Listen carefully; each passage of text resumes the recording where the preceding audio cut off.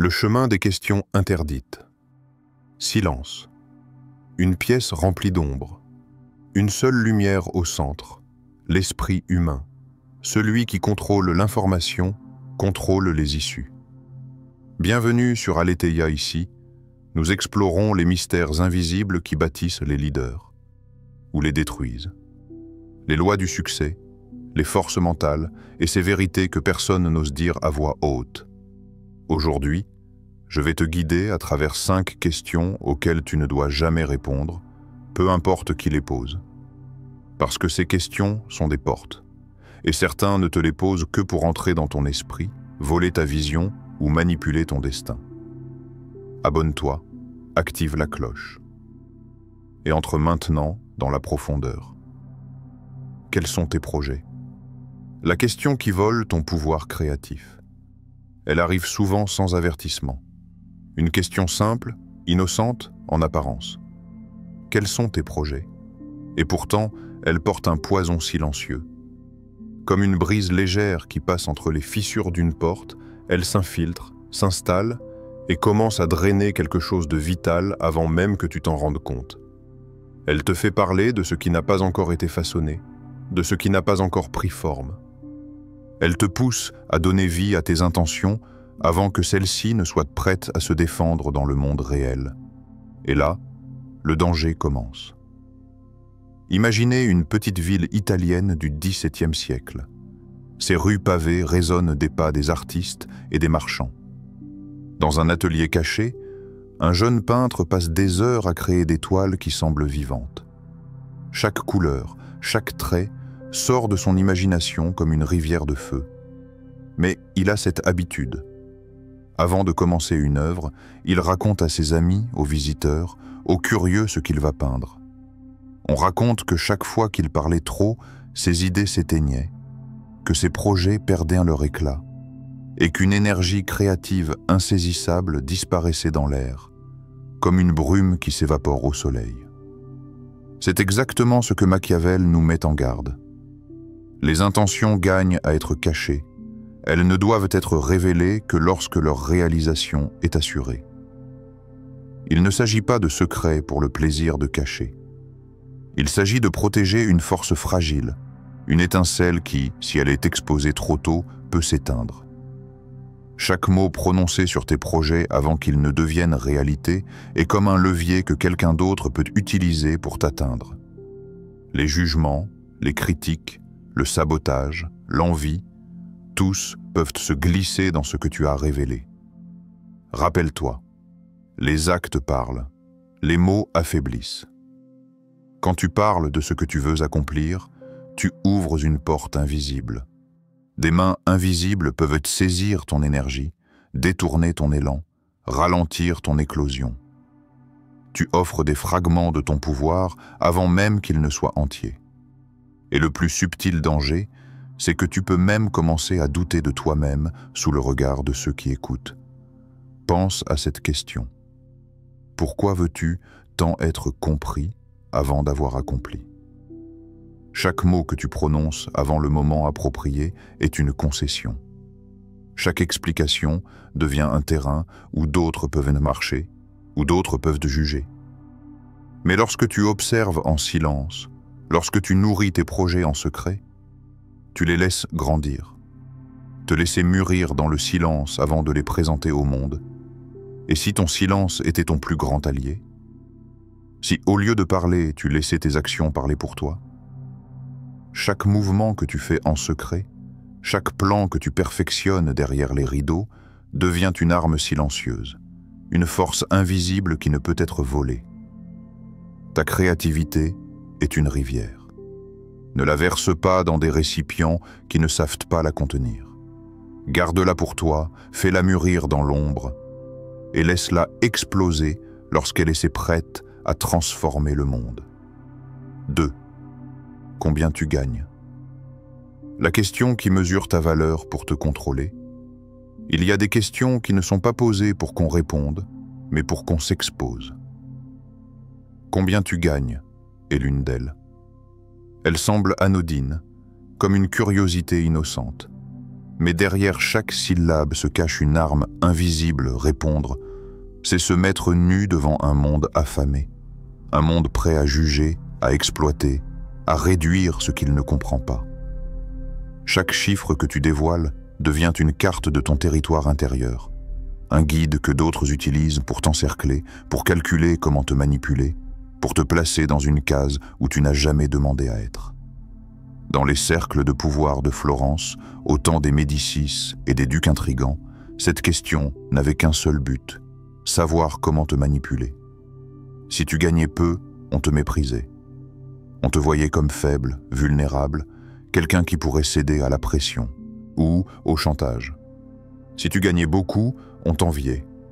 On te considérait comme un rival ou une proie potentielle. Le simple fait de répondre pouvait déclencher des jeux de pouvoir invisibles, des alliances secrètes contre toi, des tentatives subtiles pour t'aligner sur les intérêts des autres. Machiavel le dit avec une clarté brutale. L'homme est avide du bien des autres. Il ne parle pas seulement de richesse matérielle. Il parle de tout ce que tu possèdes, ton temps, ton énergie, tes idées, ton pouvoir intérieur. Chaque fois que tu révèles ton revenu, tu donnes aux autres une mesure de ton influence et de ton contrôle potentiel, et tu leur permets de te comparer, de te classer, de te manipuler sans que tu t'en rendes compte. Ta valeur n'est pas un chiffre. Ton essence ne se calcule pas dans une monnaie ou un compte en banque. Les êtres qui t'entourent, ceux qui te questionnent, ne comprennent pas la complexité de ton énergie, de ton audace, de ta vision. Ils ne voient que ce qu'ils veulent exploiter. Donner une réponse, c'est leur permettre de tracer des lignes autour de toi, de te limiter dans un monde où la liberté de ton esprit devrait être absolue. Pense à cette question. Pourquoi laisser quelqu'un te réduire à un montant? Le silence devient ici un acte de stratégie. Quand tu refuses de répondre, tu ne déclares pas seulement une réserve. Tu imposes une frontière invisible. Tu forces le respect. Tu transformes une question intrusive en preuve de ton autorité. Ceux qui cherchent à te juger, à te comparer ou à t'exploiter se trouvent confrontés à un mur qu'ils ne peuvent franchir. Leurs yeux cherchent des réponses, mais ton silence devient un champ de force. Et si ton silence devenait ta meilleure armure? Si au lieu de livrer un chiffre, tu laissais les autres deviner la force de ton influence par tes actions, tes décisions et ton impact réel sur le monde? Dans ce jeu invisible, ceux qui posent la question pensent te connaître. Mais ceux qui maîtrisent leur silence deviennent inaccessibles, insaisissables, invincibles dans l'esprit des autres. La richesse réelle n'est pas ce qu'on mesure avec des pièces ou des billets, mais ce que personne ne peut quantifier. Ton courage, ta vision, ta maîtrise intérieure. Et si ton silence les obligeait à te respecter sans te classer? Chaque mot que tu retiens, chaque chiffre que tu refuses de livrer devient une déclaration silencieuse. Je ne suis pas à vendre, je ne suis pas à réduire, je ne suis pas mesuré par votre standard. 3. Tu es sûr que tu veux faire ça? La question qui sème le doute dans ton esprit. Il y a des phrases qui ne demandent pas une réponse. Elles sont silencieuses mais bruyantes. Elles ne cherchent pas à informer, elles cherchent à infiltrer, à miner. Tu es sûr que tu veux faire ça? Une question qui semble neutre, bienveillante, presque innocente, mais qui contient le poison subtil de la peur d'autrui. Le simple fait de l'entendre fait vaciller l'esprit, injecte un virus de doute dans les veines de ta volonté. Imagine un soldat, au crépuscule, debout au bord d'une rivière glacée, l'eau tourbillonne sous ses pieds, des pierres glissantes menaçant de le faire chuter à chaque pas. Son objectif est clair, franchir ce cours d'eau pour atteindre un camp stratégique et retourner la bataille. Le vent mord la peau, le froid lui serre le cœur, mais il avance. Ses muscles brûlent, son esprit hurle, et au moment où il pose son pied sur l'eau, un camarade lui crie « Tu es sûr que c'est une bonne idée ?» Le doute s'infiltre. Comme un poison, il s'insinue dans la rivière de son courage. La détermination devient hésitation. Le pas suivant devient lourd. La confiance vacille. L'eau glaciale devient plus profonde, le courant plus rapide. Et parfois, ce simple murmure suffit à le faire reculer. La bataille est perdue avant même que le combat ait commencé. Machiavel nous avertit, les hommes oublient plus facilement la mort de leur père que la perte de leur patrimoine. Le patrimoine dont il parle n'est pas toujours matériel ici, il s'agit du patrimoine intérieur, cette force silencieuse que personne ne voit, mais qui construit chaque décision, chaque pas vers la grandeur. Ta détermination, ton audace, ton engagement, tout cela est un trésor que les autres ne peuvent juger. Répondre à cette question revient à exposer ton patrimoine intérieur à ceux qui n'ont jamais osé prendre le risque, à ceux qui regardent le monde depuis la rive sans jamais plonger. Combien de fois as-tu senti le regard de quelqu'un peser sur toi comme une balance, te demandant de justifier tes rêves, de mesurer ton courage par rapport au confort des autres? Cette question n'exige pas de réponse logique. Elle exige une validation de ton courage par des observateurs qui n'ont jamais sauté eux-mêmes. Et répondre, c'est abandonner ton pouvoir. Pourquoi chercher l'approbation de ceux qui n'ont jamais sauté? Ta certitude ne devrait pas dépendre de leur peur. Ton audace n'a pas besoin de leur accord. Chaque pas que tu fais dans l'inconnu est un manifeste silencieux, une déclaration que ton destin ne sera pas réduit par le jugement des autres. Et si ta certitude n'avait besoin de personne? Si chaque action que tu entreprends était guidée par ton propre feu intérieur, par cette force invisible qui te pousse en avant, malgré le vent, malgré le froid, malgré les murmures des sceptiques, le doute que la question cherche à semer n'est pas extérieur à toi.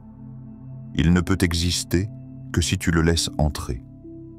Il s'accroche à ceux qui regardent trop souvent à gauche et à droite, qui cherchent l'approbation avant l'action, mais ceux qui avancent malgré tout, qui franchissent les rivières glacées de leurs ambitions, ne sont pas intimidés. Ils avancent avec une certitude silencieuse qui ne demande ni permission, ni reconnaissance, ni compréhension. Ce simple mot « sûr et » n'a de pouvoir que celui que tu lui donnes. Et si, au lieu de répondre, tu laissais ta détermination parler à ta place, comme un tambour battant dans le silence des autres? 4. Pourquoi tu fais ça? La question qui t'oblige à expliquer une vision qu'ils ne peuvent pas comprendre. Certaines questions ne cherchent pas à éclairer, elles cherchent à réduire. Pourquoi tu fais ça? Semble anodine, presque innocente, mais elle a le pouvoir de t'arracher à ton centre, de t'obliger à justifier ce que seul ton esprit peut voir, à exposer au jugement des autres ce qui n'est pas encore prêt à être compris. Il est tentant de répondre, de vouloir que le monde saisisse la grandeur de ta vision, de la rendre tangible pour ceux qui te questionnent. Mais il y a un piège. La compréhension des autres n'est jamais la même que celle qui habite ton esprit. Tu n'es pas obligé de rendre ta mission compréhensible. Certains ne voient que ce qui est à portée de leurs yeux, seulement ce que leur expérience limitée peut toucher. Leurs limites, si tu les acceptes comme tiennes, deviennent un carcan invisible, un poison subtil qui réduit ton champ d'action et fragmente ton énergie créative. La question « Pourquoi tu fais ça ?» tente de te pousser à te conformer à ces limites, à traduire ta vision en termes qu'ils peuvent digérer, en mots simples, alors que ton chemin est complexe et encore à façonner. Imagine cette histoire. Dans un désert sans fin, un homme construisait une tour. Chaque jour, des voyageurs s'arrêtaient, intrigués, et lui demandaient « Pourquoi tu fais ça ?» Il répondait, fatigué mais imperturbable, « Vous comprendrez quand ce sera terminé. » Personne n'a jamais compris sa motivation. Personne n'a saisi la portée de son œuvre. Et pourtant, cette tour est aujourd'hui le cœur d'une oasis, un abri et une protection pour tous ceux qui la découvrent. La vision de cet homme transcende la compréhension immédiate. Elle appartient à un futur que seul son courage et sa détermination pouvaient atteindre. Machiavel l'exprime avec une lucidité presque mystique. Les grandes actions doivent être cachées dans le silence, jusqu'à ce qu'elles puissent paraître dans tout leur éclat. Le silence, n'est pas une fuite. C'est la préservation de ton pouvoir, de ta capacité à transformer ce que tu imagines en réalité. Chaque mot prononcé trop tôt devient une pierre jetée dans ton édifice encore fragile. Chaque explication peut diluer ton intention. Chaque justification peut détourner ton énergie vers les limites des autres au lieu des tiennes. Tu ne dois rien expliquer. Ta vision appartient à ceux qui voient, pas à ceux qui interrogent, à ceux qui sont prêts à écouter, à comprendre et à ressentir ce que toi seul sais. À ceux qui cherchent des réponses faciles, le silence devient un miroir. Ils ne peuvent refléter que leur propre incompréhension. Et si ta mission te dépassait toi-même? Et si ce que tu construis n'a jamais été destiné à être compris par ceux qui t'entourent, mais seulement à révéler ce qui dort en toi? La grandeur naît dans l'invisible.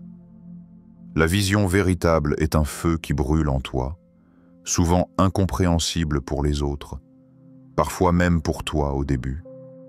Elle réclame un silence actif, un espace où les doutes et les jugements des autres ne peuvent entrer. Elle exige une patience méditative, où chaque pierre, chaque action, chaque décision silencieuse aligne ton monde intérieur avec le monde extérieur, jusqu'au moment où tout prend forme dans une éclatante réalité. Et c'est là que la question « Pourquoi tu fais ça ?» perd tout son pouvoir. Ce n'est plus ton problème que les autres comprennent. Ta vision existe par elle-même, autonome, irrésistible, et destinée à créer ce qu'aucune interrogation ne pourrait jamais limiter. 5. Tu crois vraiment que tu vas y arriver? La question qui attaque ton identité profonde. Certaines questions ne sont pas posées pour obtenir une réponse. Elles sont posées pour tester, pour secouer, pour faire trembler la structure même de ton être. Tu crois vraiment que tu vas y arriver? Cette phrase est un défi masqué, un poison subtil destiné à s'infiltrer dans les fondations de ta foi. Elle ne cherche pas à comprendre ton plan. Elle cherche à exposer ton doute, à mesurer ta vulnérabilité, à faire vaciller ton identité. Regarde l'histoire des bâtisseurs des cathédrales médiévales. Des hommes, armés de leur courage et de leur foi, gravaient pierre après pierre dans l'ombre, sachant qu'ils ne verraient jamais l'édifice achevé. Jour après jour, ils étaient confrontés aux mêmes moqueries et scepticisme. Vous croyez vraiment que ça va servir à quelque chose? Leur réponse était un silence sacré, parce qu'ils comprenaient que leur foi ne se mesurait pas à l'opinion des vivants, mais à la trace indélébile qu'ils laisseraient sur le monde. Chaque pierre posée, chaque arche sculptée, chaque coup de marteau porté avec intention, était une déclaration silencieuse. La grandeur ne se prouve pas par la validation des autres, mais par la persistance de l'action et la profondeur de la conviction. Machiavel nous prévient avec une lucidité crue: la foi en soi est la racine de toute conquête.